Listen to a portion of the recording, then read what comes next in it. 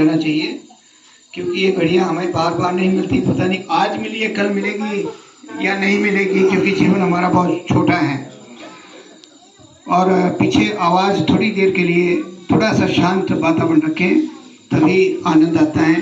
जैसा भी महात्मा जी ने कहा कि हम जितना साइलेंस, जितने ध्यान से सुनेंगे उतना ही हमें लाभ होगा। बोलिए जयकारा, बोलो मेरे श्री सतगुरु महाराज की जय। सत्यम बोधमयम नरुममल्लम प्रत्यक्षमेव सर्वेश्वरम रत्नैर्मण्डिता शीर्षमुक्तम श्वेतांबरे शोभितम मुक्तमाल्यभूषितं च इत्यं सिंहासने संस्थितं भक्तानां वरदं प्रसन्नवदनं श्री सद्गुरुं नमाम्यहम्। श्री सद्गुरुं नमाम्यहम्। बंदो चरण सरोज गुरु मुद मंगलागार, जय सेवत नर होते भव सागर से पार, भव सागर से पार। गुरु जी के सिमरण मात्र से नाशत विघ्न अनंत, ताते सर्वारंभ में ध्यावत सब संत, ध्यावत सब संत। जय खोजत ब्रह्मा थके सुर नर मुनि और देवा, कहत कबीर सुन साधुआ कर सतगुरु की सेवा, कर सतगुरु की सेवा। ब्रह्मानंदम परम सुखदम केवलम ज्ञान मोति, द्वंद्वातीतम गगन सदृशम तत्त्वमस्यादिलक्ष्यम। एकम नित्यम विमलमचलम शब्द साक्षी भूतम, भावातीतम त्रिगुणरहितम सद्गुरुं तां नमामि, सद्गुरुं तां नमामि। अखंडमंडलाकारं व्याप्तं येन चराचरं तत्पदं दर्शितमेन तस्मै श्री गुरुवे नमः, तस्मै श्री गुरुवे नमः। गुरुर्ब्रह्मा गुरुर्विष्णु गुरुर्देवो महेश्वरः, गुरुर् साक्षात् परं ब्रह्म तस्मै श्री गुरुवे नमः, तस्मै श्री गुरुवे नमः। तुमेव माता च पिता तुमेव, तुमेव बन्धो च सखा तुमेव, तुमेव विद्या द्रविणं तुमेव, तुमेव सर्वं मम देव देव। बोलिए जयकारा, बोलो मेरे श्री सतगुरु महाराज की जय। जगत वंदनीय प्रातः समनीय सर्वहितकारी अद्वैत मत के संस्थापक दादा गुरु श्री परमहंस दयाल जी महाराज के चरणों में मेरा साष्टांग दंडवत कोटि कोटि प्रणाम। सभी के हृदय सम्राट नंगली निवासी सदगुरु भगवान जी के चरणों में साष्टांग दंडवत कोटि कोटि प्रणाम। अम्बाला वाले सदगुरु महाराज जी के चरणों में साष्टांग दंडवत कोटि कोटि प्रणाम। सारे संतन समाज को साष्टांग दंडवत कोटि कोटि प्रणाम। और आज भाई जियालाल जी के घर में सत्संग का जो ये प्रयाग जिसमें आप सभी नहा रहे हैं, ये प्रेरणा जीवों को बहुत कम मिलती है, क्योंकि आपको पता है कि अब जो हमारा समय चल रहा है इसमें क्या किया जाता है कि डैक नाचना गाना और दूसरे प्रोग्राम ज़्यादा चलते हैं, क्योंकि जो हमारी एक इनिंग खत्म होती है, जीवन की दूसरी इनिंग मतलब शुरू होती है 58 या 60 साल में जब रिटायरमेंट होती है, तो अब दूसरी इनिंग शुरू करने जा रहे हैं हमारे भाई साहब। तो इन सभी परिवार सदस्यों को जिन्होंने आज गुरु महाराज जी के इतने बड़े दरबार को और गुरु महाराज जी को याद किया, अपने घर में बिठाया और हम सभी को कृतार्थ किया, तो मैं उनको बहुत बहुत बधाई देते हुए कि उनका आने वाला जीवन जो असली जीवन शुरू होता है, जिसमें अगर भक्ति का रंग चढ़ जाता है, जैसे आज से चढ़ गया, तो हमारा जीवन जो चौथा आश्रम होता है शुरू होता है, वो भाग्यशाली जीव होते हैं जिनको ऐसा वातावरण मिलता है, ऐसा सत्संग मिलता है, क्योंकि सत्संग एक ऐसा प्रयाग है जिससे हमारा जीवन जो आने का लक्ष्य इस संसार में वो परिपूर्ण होता है। क्योंकि जाना तो सबको है, एक कड़वा सच है कि एक दिन हमने इस संसार को छोड़ना है। हम क्या लेके जाएंगे उस चीज को सत्संग में समझना है, क्योंकि बिना सत्संग विवेक ना हुई, राम कृपा बिनु सुलभ ना सोई। बार बार भी आप भजनों के माध्यम से बहुत अच्छे अच्छे भजन गाए, जिसमें सारा देखो मीरा, दिल्ली और जितने भी ये संत हुए हैं, अपने महाभारत में भी आए थे, विदुर जी, इनका अगर आप जीवन पढ़ोगे हमारे से भी बहुत खराब था, लेकिन इन्होंने एक चीज नहीं छोड़ी, सच्चाई और सत्संग। और आज इनका नाम स्वर्णिम अक्षरों में हम सभी याद करते हैं। जैसे ध्रुव हुए हैं, मार्कंडेय हुए हैं, बड़े बड़े पलटू साहब हुए हैं, सहजोबाई हुई है, ये जितने भी संत हुए हैं, 10 हमारे सिखों में गुरु हुए हैं, और हमारी छठी पातशाही बैठी है हमारे अपने अद्वैत मत की। ये क्यों इनका नाम लिया जाता है? तो सत्संग के जरिए हमने ये समझना है कि क्या हमने पहली क्लास में रहना है या आगे बढ़ना है।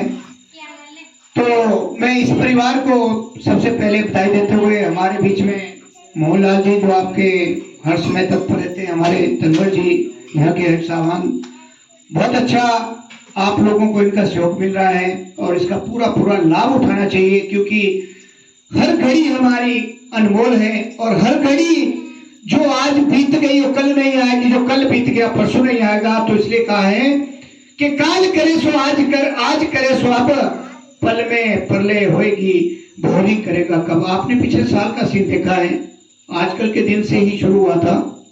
हम भी उसके चपेटे में आया, हमारा परिवार भी उसके चपेट में आया, और उधर बालूगंज में भगत 20-22 इकट्ठे आ गए चपेट में, जो हमारे नजदीक, यहाँ आपके नजदीक ही यहाँ ममलिंग में भी एक परिवार आया। तो काल कहने का मेरा भाव है कि कोई पता नहीं हमारा जीवन कब काल अपना ग्रास बना ले, उससे पहले हमें असली तैयारी करनी है। जैसे भी आप यहाँ आए, मान लो 5-6 किलोमीटर दूर से तैयारी करके आए भी, कैसे हमने जाना है, छत्ता चाहिए, बारिश होगी, अगर हमने कुछ प्रसाद चढ़ाना है साथ लेके जाना है, आप सारे तैयारी करके आए हैं। लेकिन असली तैयारी हमारी क्या है? कभी आपने प्रश्न किया कि असली तैयारी हम कर रहे हैं? जब से आपको नाम मिला है, क्या आप असली तैयारी कर रहे हैं? ये प्रश्न करना है, क्योंकि काल और माया का जाल हमारे सिर पे इतना हावी है कि 1 सेकंड में हम भूल जाते हैं सब कुछ, हमें पता ही नहीं रहता और दुनिया में खो जाते हैं। अभी देखो आप जितने यहाँ बैठे हैं, जो सत्संग सुन रहे हैं, जो भजन सुन रहे थे, अभी मुझे भी आनंद आ रहा था। तो हम शून्य पे हैं, 3 जगह में हम शून्य होते हैं। कहाँ?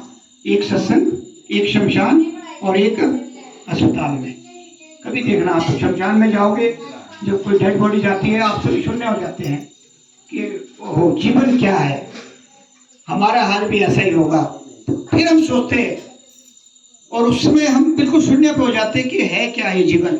और जब हम थोड़ा सा बाहर 15 कदम इधर निकल जाएंगे, जब अभी जाएंगे आप गेट से बाहर, आपका जो है संसार का, क्योंकि काल ने पूरा प्रबंध किया हुआ है, उसने संविधान बनाया हुआ है।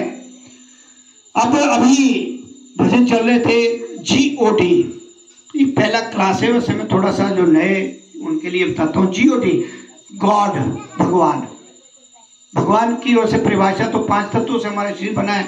भगवान वैसे भगवान, इसकी परिभाषा अलग है। अब हमने इसको समझना है कि GOD, गॉड, भगवान। G, generator. जनरेटर कौन है? आप सभी जानते हैं, पूजा करते हैं आप। जो पैदा करता है कौन है? ब्रह्मा। O, operator, Vishnu. अभी आप श्याम के जितने भजन गा रहे थे, कौन है? पालन करता। और D, डिस्ट्रक्टर है, संहार करता। ये जो पल्ले आता है, कौन है? भोले शंकर। समझना है इस बात को। अब हम अभी जैसे माता जी की वो चली हुई थी, अभी हमारा ये सब हमारे साथ है।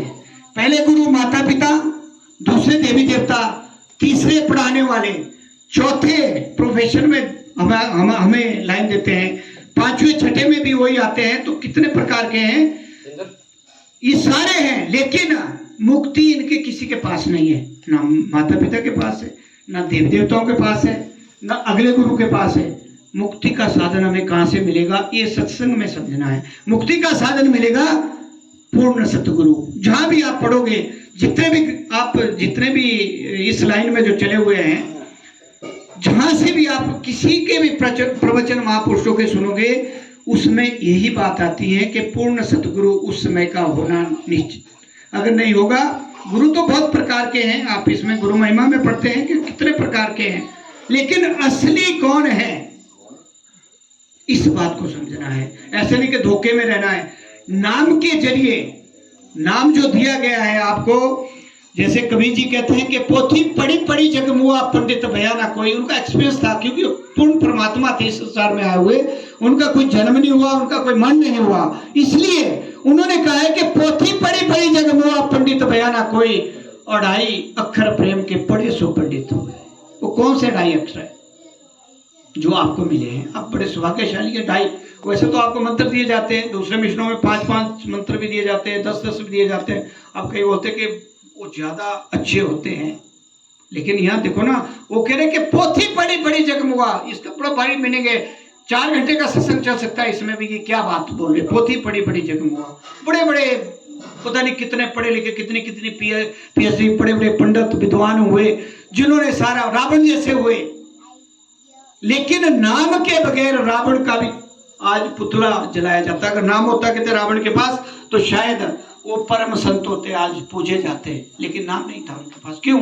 क्योंकि काल और माया हावी थी, और काल और माया ने उनको ऐसे उलझा दिया, जबकि कंठस्थ थे, उनको सारी चीजें कंठस्थ थी, लेकिन काल और माया के चक्रव्यूह में फंसकर, क्योंकि उनको पीछे नहीं मिला, कोई समझाने वाला नहीं मिला। जैसे हमारे हाल है। अब हमारे को कब पता लगा? 50 साल में पता लगा। पहले कुल पुरोहित होते हैं, फलाना आते थे, ऐसा करो वैसा करो, ये मंत्र बोलो, ये माला करो, उधर जाओ, ये उधर जाओ। हम भी उलझे हुए थे कि असली काम क्या है हमारा। जब धीरे धीरे हमने, जैसे आप लोग जगराता करते हैं, आपके अपने इष्ट देव हैं, यही आपको डायरेक्शन देंगे, हम नहीं देंगे। ना ही गुरु महाराज जी आके आपको डायरेक्शन वही देंगे।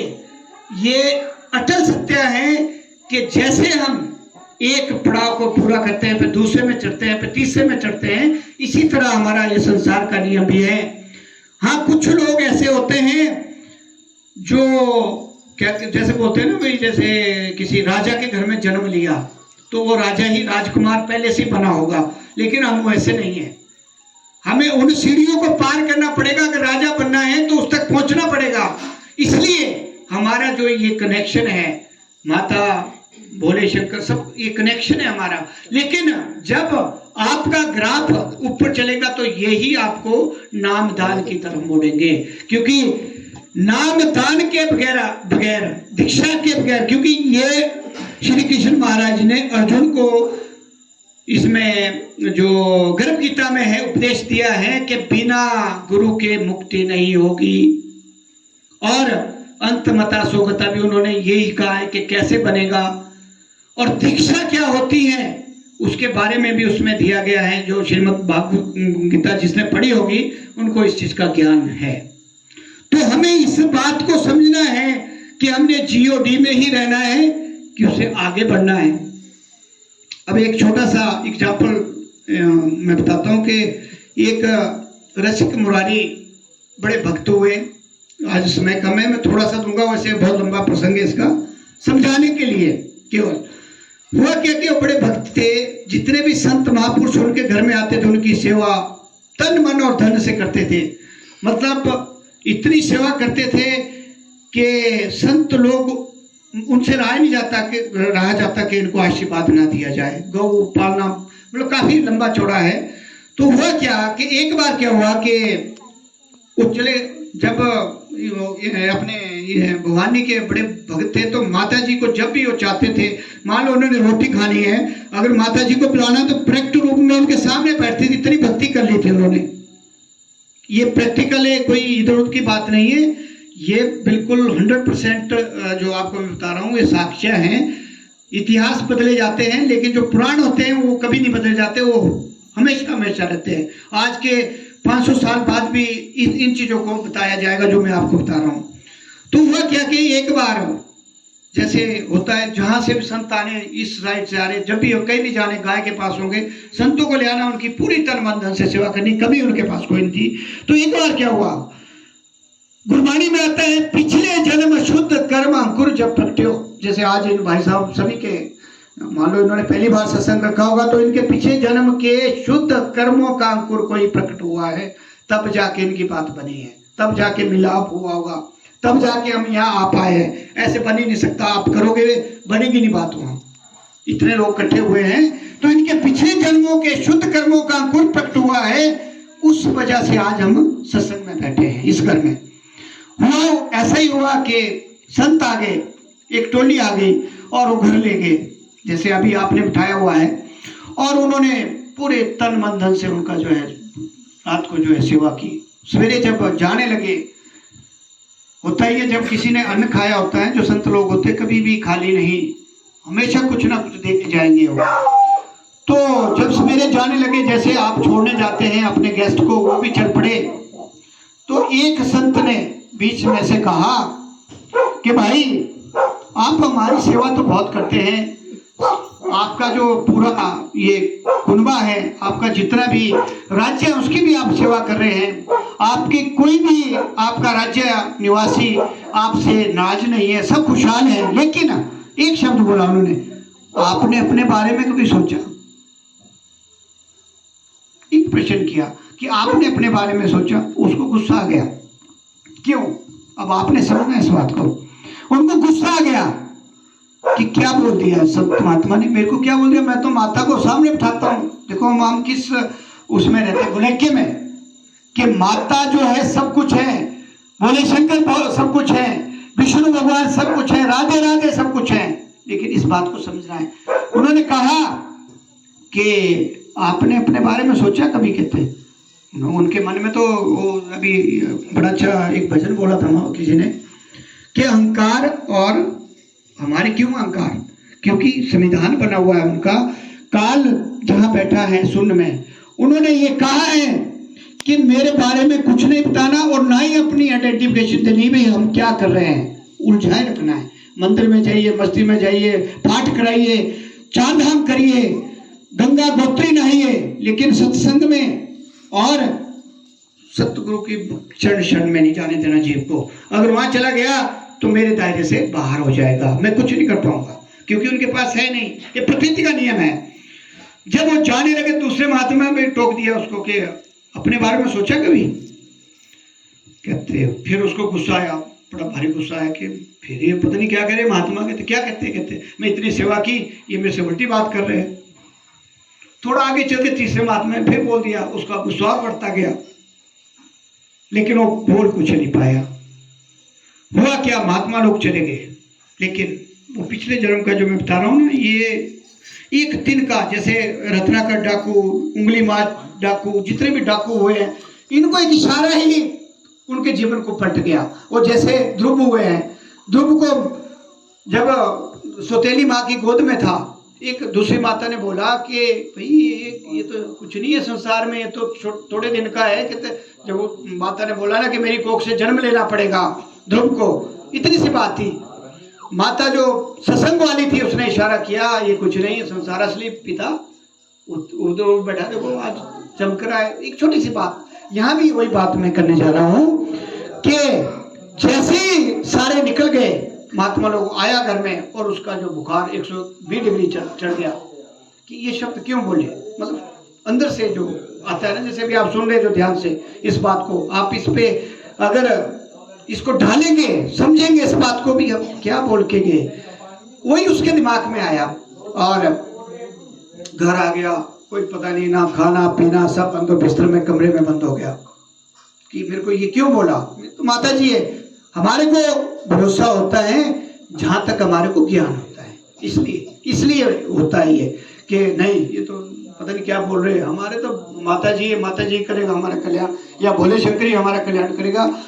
ये चीज को दूर करने के लिए ये चीज उन्होंने जो वहां आए थे, तो हुआ क्या कि ना शाम को खाना ना पीना, रात को कोई नींद नहीं, और रात के 4 बज गए, अब माता कभी कुमाता नहीं होती, ये ध्यान रखना। माता जो है संसार में सबसे बड़ा नाता हमारा माता से, इसमें कोई शक नहीं है, लेकिन मुक्ति नहीं है, माता के पास कोई मुक्ति नहीं है।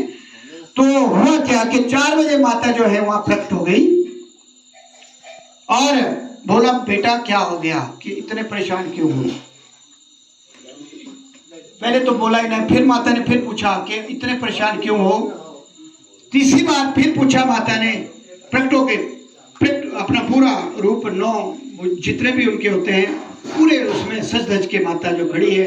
लेकिन फिर उन्होंने बोला, जब चौथी बार माता ने बड़े प्यार से सहलाते हुए कहा बेटा बताइए कि मतलब मेरे पास सारे सब चीज है, तो कहा कि मुझे मुक्ति चाहिए, ये शब्द निकले। ये शब्द उसके क्योंकि वो दिमाग में आ गए, क्योंकि संतों ने बोला था कि अपने बारे में सोचा है वहां से कि मुझे मुक्ति चाहिए। माता ने फिर कोशिश की कि आप संसार का राज ले लो, आपने मतलब संसार की जितनी भी संपत्ति है मैं उसका मालिक बना सकती हूँ, कुबेर का खाना दे सकती हूँ, सारा कुछ जैसे देते हैं लालच। लेकिन बोलो नहीं, मेरे को मुक्ति चाहिए। अब माता ने बोला मेरा तो भक्त है। माता कभी जैसे हम कर रहे हैं, जैसे हम देवी देवताओं के मतलब हम पूछते हैं, वो हमारा बहुत जरूरी है, क्योंकि पॉजिटिविटी तभी आएगी जब हम इनको साथ लेंगे। तो माता ने बोला कि भाई मुक्ति मेरे पास नहीं है, आप तो उसने मतलब उसकी एक ही रट थी कि मुझे मुक्ति ही चाहिए। तो माता ने कहा कि चलो कोई बात नहीं, आपकी इच्छा पूरी की जाएगी। आपको इस समय के पूर्ण सतगुरु के दरबार में जाना पड़ेगा, उनसे नाम लेना पड़ेगा, उनसे दीक्षा लेनी पड़ेगी, तब जाके आपका कल्याण होगा। मुक्ति हमारे किसी के पास नहीं होती। तो उन्होंने फिर उसने भक्त ने कहा कि मुझे रास्ता भी आप नहीं बताना, मुझे नहीं पता कौन गुरु है, कौन सतगुरु है, कौन इस समय का कि उस समय का वो है।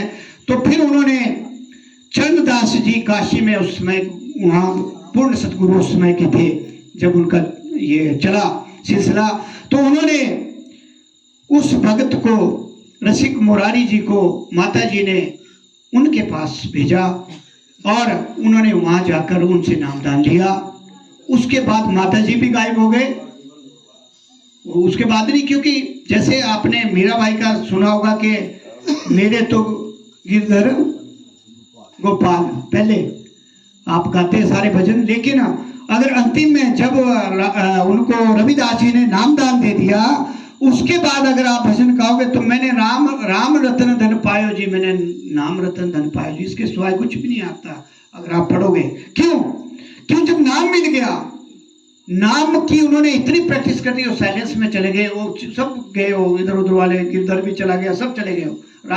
वही आता है कि राम कृष्ण से को बड़ा, तीनों तो गुरु कीन, तीन लोग के वे धनी गुरु आगे थे। देखो ना कि उसमें श्री कृष्ण ही सब कुछ थे, लेकिन जब नाम मिल गया रविदास जी से, उसके बाद वो सब कुछ भूल गए, वो चले गए, गायब हो गए, और उसके बाद वो साइलेंट हो गए। उसके बाद नाचना नहीं आया उसका कभी भी।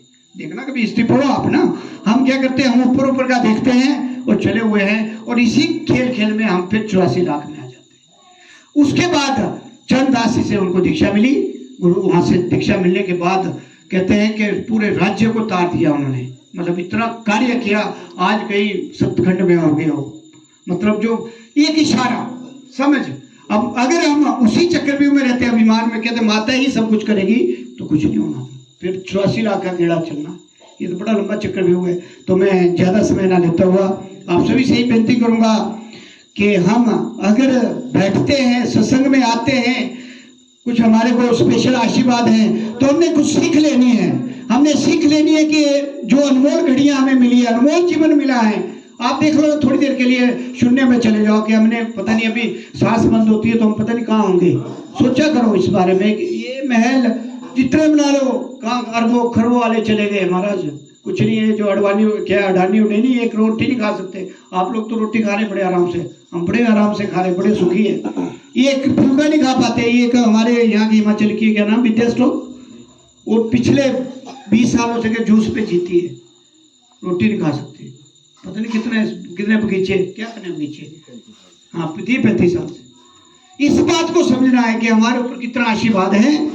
तो मैं ज्यादा ना समय लेता हूँ, आप सभी का धन्यवाद करते हुए कि हमने जब हम सत्संग में आते कुछ सीख लेनी है और अपने जीवन को परिवर्तित करना है, इसी का नाम सत्संग है। सत्य को जानना है। सत्य क्या है? उन चीजों से जो हमारे को भ्रमित कर रही है उससे बाहर आना है। भ्रम को दूर करके हमने गुरु महाराज की चरण शरण, और ये ऐसा दरबार है जो बड़े भाग्य से मिलता है, बड़े किस्मत वालों को मिलता है, हर किसी को नहीं मिलेगा। आप देख लेना, कभी भी देख लेना आने वाले टाइम में, ये दरबार उसी को मिलता है जिसके बहुत ही मैं कहूँ जिसको कि उस भाग्यशाली जीव है, नहीं तो बड़ा मुश्किल है। तो बोलिए जयकारा, बोलो मेरे श्री सतगुरु महाराज की, बोलो श्री परमहंस दयाल जी महाराज की।